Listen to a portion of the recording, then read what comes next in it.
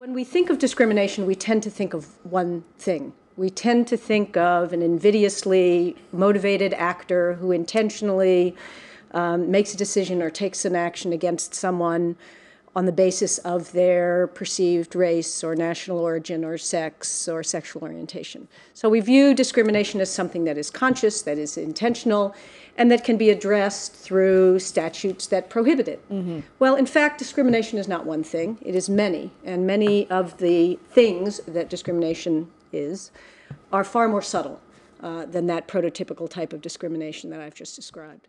So what I'm doing here in Paris, while I'm a visiting scholar at Sciences Po in the Égalité des Chances program that they're co-sponsoring with the French-American Foundation, is I'm trying to bring to the French audience of activists and lawyers and scholars some of the insights that have been gleaned over the past, well, really 30, 35 years from research in cognitive social psychology done in the United States, in Great Britain, and Belgium on exactly what causes people to discriminate against members of negatively stereotyped groups, and what are the implications of those insights for anti-discrimination law and policy here in France and elsewhere.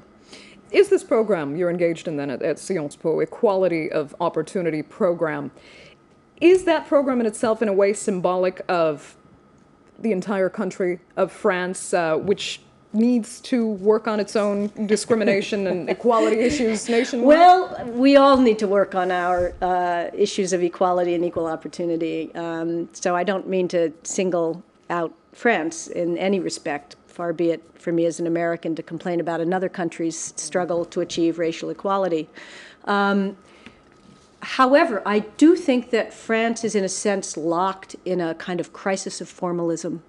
The colorblind model of French republicanism that has dominated both law and discourse on equality in France, I think is not working, and I think there are many in France who would agree that it's not working. That equality in the abstract is very different than equality on the ground, and it may be that to achieve equality on the ground, equality in fact, you need to bring more tools to bear on the problem than France has heretofore been willing to utilize.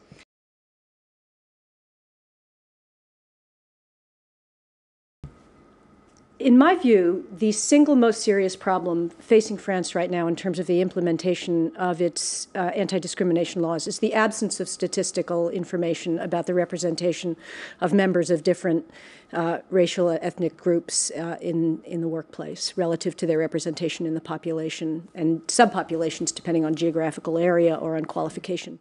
Part of trying to reverse that legacy of discrimination and persecution was affirmative action programs, most of which were initiated in the 1960s in the United States. Critics, though, of those programs, who in large part have gotten their way by challenging affirmative action laws, as you know, Linda, claim the program is simply reverse discrimination.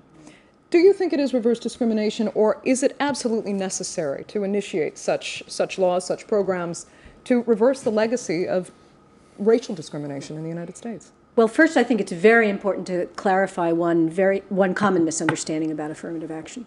Affirmative action was not one thing, like discrimination. It was many.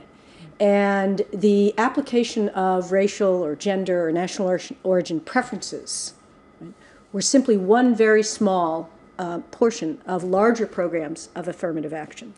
And if we wish to address racism or racial stratification or gender stratification effectively, we have to examine our social practices and we have to examine their actual effects. And without doing that kind of numerical analysis, we will only have myths about the effect of our institutionalized practices. We won't have actual information. We would never approach a public health problem that way, a problem of improving productivity that way.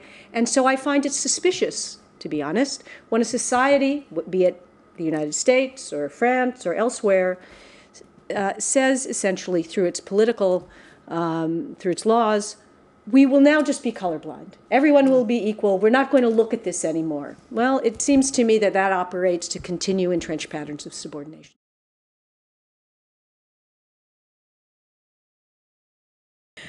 Because of immigration and globalization today?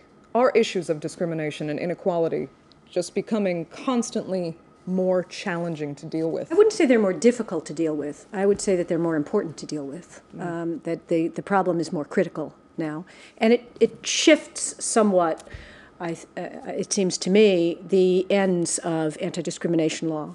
In a globalized context, multiculturalism is not a choice, it's a necessity. Multicultural literacy, or intercultural literacy, whatever language you want to use, is essential, not only in business, but also just in relations between peoples as borders dissolve with time.